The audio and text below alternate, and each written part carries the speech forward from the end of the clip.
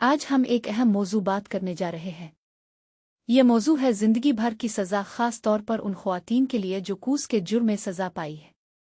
1996 में अमरीकी हुकूमत ने की इस्लाहात का एक नया कानून बनाया। इस कानून के तहत एक नई निज़ाम मुतारफ़ कराया गया जिसका नाम है temporary assistance for needy families. ये एक वफाकी बलाग ग्रांट प्रोग्राम है जो वसूल कुनिंदगान पर वक्त की और काम की ज़रूरत को लगाता है। इस कानून के एक हिस्से सेक्शन 115 में कहा गया है कि जो ख़वातीन स्टेट वफाकी जुर्म में सज़ा पाई है उन्हें और फूड स्टैम्प्स वसूल करने के लिए ज़िंदगी भर की सज़ा दी जाएगी। ये सज़ा सिर्फ उन ख़वातीन के लिए है जो इस जुर्म में सज़ा पाई है। दूसरे जुर्मों में सज़ा पाने वाली ख़वातीन को और फूड स्टैम्प्स वसूल करने की इजाज़त है। आजकल 42 रियासतें इस कानून को मुकम्मल और जुज़वी तौर पर लागू कर रही हैं।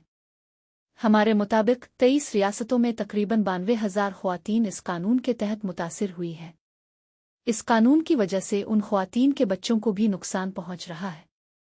तकरीबन 1,35,000 बच्चे उन रियासतों में ख़ानदानी आमदनी की कमी की वजह से लापता होने या मुजरमाना निज़ाम में शामिल होने के ख़तरे से दोचार है। इस कानून का असर सिर्फ ख़वातीन पर ही नहीं बल्कि उनके बच्चों पर भी पड़ रहा है। उन बच्चों को और फूड स्टैम्प्स वसूल करने की इजाज़त नहीं है जिसकी वजह से उन्हें की बुनियादी ज़रूरियात पूरी अलिफ मुश्किल हो जाती है। इसके अलावा उन ख़वातीन को काम की तलाश में भी मुश्किल होती है क्योंकि वो वसूल करने की वजह से काम करने के लिए तैयार नहीं होती। इस कानून का असर मुख्तलिफ नस्लों और नस्ली ग्रोहों पर मुख्तलिफ है। अफ्रीकी, अमरीकी और हस्पानवी ख़वातीन इस कानून के तहत ज़्यादा मुतासिर हुई हैं। इसकी वजह यह है कि इन नस्ली ग्रोहों में वसूल करने वाली ख़वातीन की तादाद ज़्यादा है। इस कानून का असर ख़वातीन और बच्चों की ज़िंदगी पर बहुत ज़्यादा है। उन्हें ज़िंदगी की बुनियादी ज़रूरियात पूरी अलिफ मुश्किल हो जाती है, जैसे कि खाना, लिबास और की देखभाल। इसके अलावा उन ख़वातीन को काम की तलाश में भी मुश्किल होती है जिसकी वजह से उन्हें और उनके बच्चों को तौर पर मुश्किल होती है। इस मसले के हल के लिए हम सिफारिश करते हैं कि इस कानून को दोबारा गौर किया जाए। हम चाहते हैं कि ख़वातीन को और फूड स्टैम्प्स वसूल करने की इजाज़त दी जाए ताकि वो अपने बच्चों की देखभाल। इसके अलावा हम चाहते हैं कि इन ख़वातीन के लिए काम की तरबियत और तालीम की सहूलियात की जाएं ताकि वो अपने बच्चों की देखभाल करने के साथ साथ काम भी कर सके। इस मौजू पर बात करते हुए हम ये नतीजा अख़ज़ करते हैं कि इस कानून का असर ख़वातीन और बच्चों की ज़िंदगी पर बहुत ज़्यादा है। हम चाहते हैं कि इस कानून को दोबारा गौर किया जाए और ख़वातीन को और फूड स्टैम्प्स वसूल करने की इजाज़त दी जाए।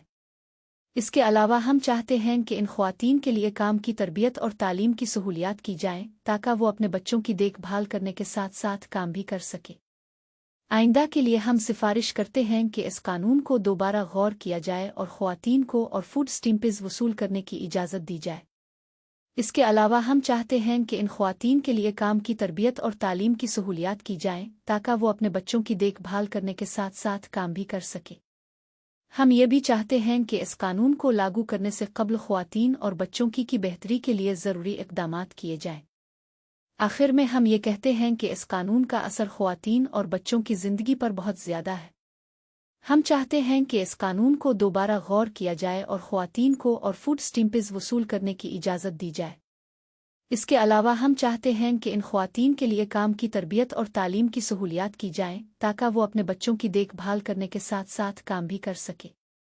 हम ये भी चाहते हैं कि इस कानून को लागू करने से क़ब्ल ख़वातीन और बच्चों की बेहतरी के लिए ज़रूरी इक़दामात किए जाएं।